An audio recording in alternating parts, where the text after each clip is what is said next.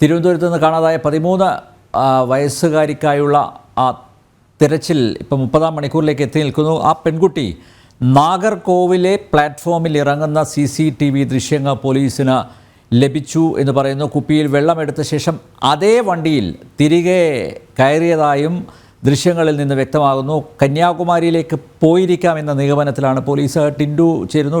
ടിൻഡു, വലിയൊരു അപ്ഡേഷനാണ് ഇപ്പോൾ വന്നിരിക്കുന്നത്. എന്തായാലും നാഗർകോവിൽ സ്റ്റേഷനിൽ ആ കുട്ടി ഇറങ്ങിയിരിക്കുന്നു. വെള്ളമെടുത്ത ശേഷം തിരിച്ച് ആ വണ്ടിയിൽ തന്നെ കയറിയിരിക്കുന്നു.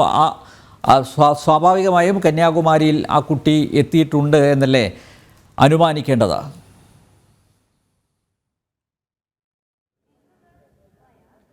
തീർച്ചയായിട്ടും അനിൽ നമ്പ്യാർ, ഈ കഴിഞ്ഞ മണിക്കൂറുകളിലൊന്നും ലഭിക്കാത്ത നിർണായകമായിട്ടുള്ളൊരു തെളിവാണ് പോലീസിന് ലഭിച്ചിരിക്കുന്നത്. നിർണായകമായിട്ടുള്ള വിഷ്വൽസ് അല്ലെങ്കിൽ ദൃശ്യങ്ങൾ ലഭിച്ചിട്ടുണ്ട്.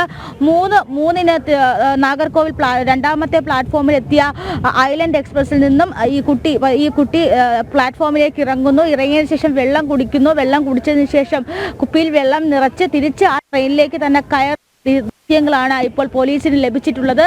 അങ്ങനെയാണെങ്കിൽ നാഗർകോവിൽ സ്റ്റേഷന് ശേഷം പിന്നൊരു റെയിൽവേ സ്റ്റേഷൻ ഇല്ല. കുട്ടി കന്യാകുമാരിയിലേക്ക് തന്നെ വന്നിട്ടുണ്ട് എന്ന അനുമാനം ഉറച്ചു തന്നെയാണ് പോലീസ് നിൽക്കുന്നത്. ഇതുമായി സംബന്ധിക്കുന്ന ദൃശ്യങ്ങൾ ഇതുവരെ പുറത്തു വന്നിട്ടില്ല. നമുക്ക് വിവരങ്ങളാണ് ആദ്യം ലഭിക്കുന്നത്, നിർണായക വിവരങ്ങൾ. അങ്ങനെയെങ്കിൽ പ്രതീക്ഷിക്കാവുന്ന മറ്റൊരു സാധ്യത നമ്മളോട് പങ്കുവച്ചത് ഇങ്ങനെയാണ്. 3:20 ഇവിടെ ട്രെയിൻ 1.5 മണിക്കൂർ ലേറ്റ് ആയിരുന്നു. 3:20 കൂടി ട്രെയിൻ ഇവിടെ എത്തുന്നു. അല്ലെങ്കിൽ സാധാരണ 2 മണി 2:20 കൂടിയായിരുന്നു ട്രെയിൻ. ഈ ട്രെയിന് ഇവിടെ വന്നതിന് ശേഷം ട്രെയിൻ ക്ലീൻ ചെയ്തിട്ട് 5:30 ആകുമ്പോൾ ഈ ട്രെയിൻ ചെന്നൈക്ക് പോകും. ചെന്നൈക്ക് പോയതിനു ശേഷം പിറ്റേന്ന് വെളുപ്പിന് 5:30 ഈ ട്രെയിൻ കന്യാകുമാരിയിലേക്ക് തിരിച്ചെത്തും. ഈ ട്രെയിന് പിന്നെ 10:10 ഐലൻഡ് എക്സ്പ്രസ് ആയിട്ട് തിരിച്ചു പോകും. അതായത് ഐലൻഡ് എക്സ്പ്രസ് ഇവിടെ ഉച്ചയ്ക്ക് 2 മണിക്ക് ഇവിടെ എത്തിയതിനു ശേഷം 5:30 ചെന്നൈക്ക് പോകുന്നു. ചെന്നൈക്ക് പോയതിനു ശേഷം തിരിച്ച് പിറ്റേ ദിവസം 5:30 ഇവിടെ കന്യാകുമാരിയിലെത്തുന്നു. അതിനുശേഷം ആ ട്രെയിൻ ഐലൻഡ് എക്സ്പ്രസ് ആയി തിരിച്ചു പോകുന്നു. അപ്പോൾ നമുക്ക് അനുമാനിക്കാനുള്ള ഏറ്റവും പ്രധാനപ്പെട്ട കാര്യം എന്ന് പറയുന്നത്, കഴിഞ്ഞ മണിക്കൂറുകളിലൊക്കെ കന്യാകുമാരി റെയിൽവേ സ്റ്റേഷനെ കേന്ദ്രീകരിച്ചുകൊണ്ടുള്ള CCTV പരിശോധന നടന്നത്. പക്ഷേ ഈ CCTV പരിശോധനയിൽ കുട്ടി ഈ പ്ലാറ്റ്ഫോമിലേക്ക് ഇറങ്ങുന്നതായിട്ടുള്ള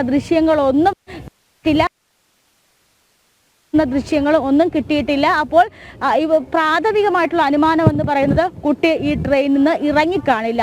ഈ 2 മണിക്കൂർ കുട്ടി ട്രെയിനിനകത്ത് ചെലവഴിച്ചിരിക്കണം.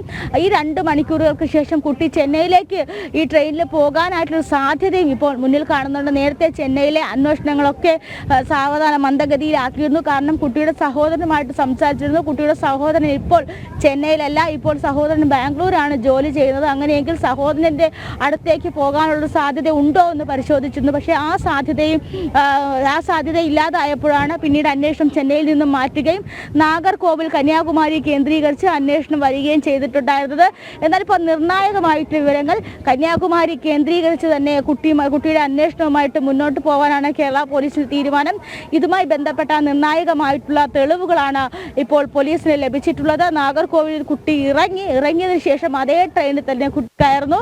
പിന്നീട് ട്രെയിൻ അവിടെ നിന്ന് എടുക്കുന്നു. അപ്പോൾ കുട്ടി നാഗർകോവിൽ തങ്ങിയിട്ടില്ല. നാഗർകോവിൽ നിന്നും അവിടെ നിന്ന് എങ്ങോട്ടും പോയിട്ടില്ല. കുട്ടി വന്നിട്ടുള്ളത് കന്യാകുമാരിയിൽ തന്നെയാണ്.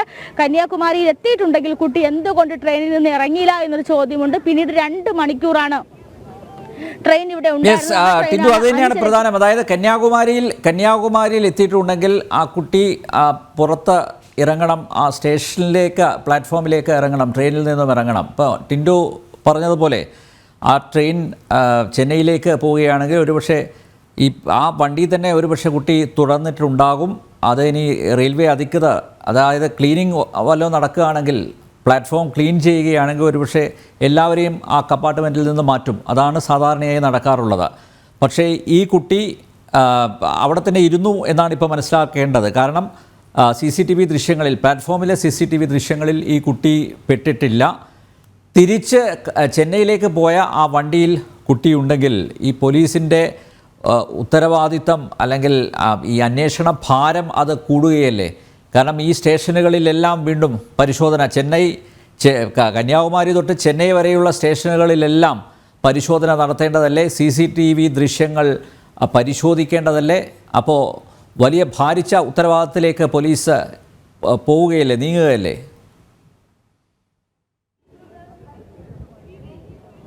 തീർച്ചയായിട്ടും അനിൽ നമ്പ്യാർ സൂചിപ്പിച്ചതുപോലെ തന്നെ പോലീസിന്റെ ഉത്തരവാദിത്തങ്ങൾ കൂടുന്നുണ്ട്. കാരണം ഈ കന്യാകുമാരി റെയിൽവേ സ്റ്റേഷനിൽ നിന്ന് ദൃശ്യങ്ങൾ പരിശോധിക്കാൻ തന്നെ ഏതാണ്ട് 3 മണിക്കൂറോളം സമയമെടുത്തു.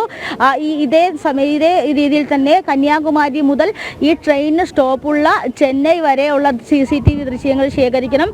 ചെന്നൈ പോലുള്ള പ്ലാറ്റ്ഫോമിലെ CCTV ദൃശ്യങ്ങൾ പരിശോധിക്കുക എന്ന് പറയുന്നത് ഒരു ദിവസത്തെ അല്ലെങ്കിൽ അതിലധികം സമയം വേണ്ടി വന്നതാണ്. കാരണം ചെന്നൈ പോലുള്ള ഒരു പ്ലാറ്റ്ഫോമിൽ അല്ലെങ്കിൽ ചെന്നൈ പോലുള്ള ഒരു റെയിൽവേ സ്റ്റേഷനിലെ CCTV ദൃശ്യങ്ങൾ പരിശോധിക്കുക എന്ന് പറയുന്നത് ശ്രമകരമായിട്ടുള്ള കാര്യം തന്നെയാണ്. അപ്പോൾ വലിയ ഭാരിച്ച ഉത്തരവാദിത്തങ്ങളിലേക്കാണ് കേരള പോലീസിന് പോകേണ്ടി വരുന്നത്.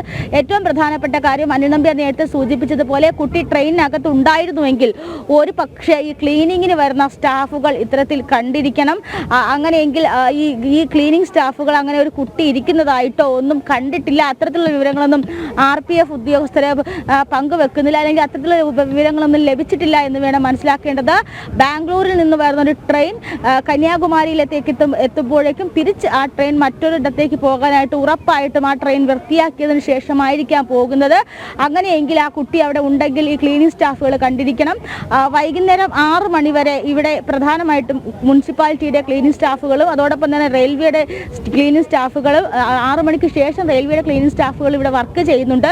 പക്ഷേ അത്തരത്തിൽ ഈ സ്റ്റാഫുകളുമായിട്ടൊക്കെ രാവിലെ സംസാരിക്കുന്ന സമയത്ത് ഇത്തരത്തിലൊരു കുട്ടി ട്രെയിനിനകത്തോ പുറത്തോ ഉള്ളതായിട്ട് കണ്ടതായിട്ട് അവർ ഓർക്കുന്നില്ല, അല്ലെങ്കിൽ അവർ അങ്ങനെ ശ്രദ്ധയിൽപ്പെടാറില്ല. കാരണം കന്യാകുമാരി പോലുള്ള ടൂറിസ്റ്റ് മേഖലകളിൽ ഏറ്റവും കൂടുതൽ ആളുകൾ ഇതുപോലെ വന്നു പോകുന്നതാണ്. ഏറ്റവും കൂടുതൽ കുട്ടികളൊക്കെ ഇവിടെ വരുന്നതാണ്. അതുകൊണ്ട് ആരും അങ്ങനെ ശ്രദ്ധിക്കില്ല. ഒരുപക്ഷെ ഒരു കുട്ടി വിഷമിച്ചോ മാറിയൊക്കെ ഇരിക്കുകയാണെങ്കിൽ കാര്യം അന്വേഷിക്കുക, അവരുടെ രക്ഷിതാക്കളെ വിളിച്ചേൽപ്പിക്കുകയും ചെയ്യുന്നതാണ് പതിവ്. പക്ഷേ കഴിഞ്ഞ 2 ദിവസത്തിനുള്ളിൽ അല്ലെങ്കിൽ ഇന്നലെ ഇത്തരത്തിലുള്ള സംഭവങ്ങളൊന്നും ഇവിടെ നടന്നിട്ടില്ല എന്ന് തന്നെയാണ് ഉദ്യോഗസ്ഥരും നമ്മളോട് പ്രതികരിച്ചത്. അപ്പോൾ എന്തായാലും വളരെ നിർണായകമായിട്ടുള്ള വിവരമാണ് ഇപ്പോൾ പുറത്തുവിടുന്നത്. കുട്ടി നാഗർകോവിൽ ഇറങ്ങിയിട്ടുണ്ട്. അതിനുശേഷം വെള്ളം കുടിച്ച് വെള്ളം വെള്ളം കുപ്പിയിൽ എടുത്തതിന് ശേഷം കുട്ടി തിരികെ ട്രെയിനിലേക്ക് തന്നെ കയറി എന്നുള്ള നിർണായക വിവരമാണ്. ഇനി അടുത്ത കുറച്ച് സമയത്തുള്ളിൽ നമുക്ക് ആ ദൃശ്യങ്ങൾ ലഭിക്കുമെന്ന്, പോലീസിന്റെ കയ്യിൽ നിന്ന് ആ ദൃശ്യങ്ങൾ ലഭിക്കുമെന്ന് പ്രതീക്ഷിക്കുന്നു. എന്തായാലും ഇത്രയും സമയം ഏതാണ്ട് 30 മണിക്കൂറുകൾ ഈ വാർത്തയിലേക്ക് തന്നെ ഉടൻ വരാം.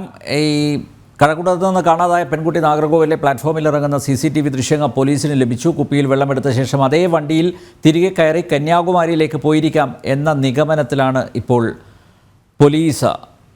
ടിൻഡുവാണ് വിവരങ്ങൾ നൽകിയത്.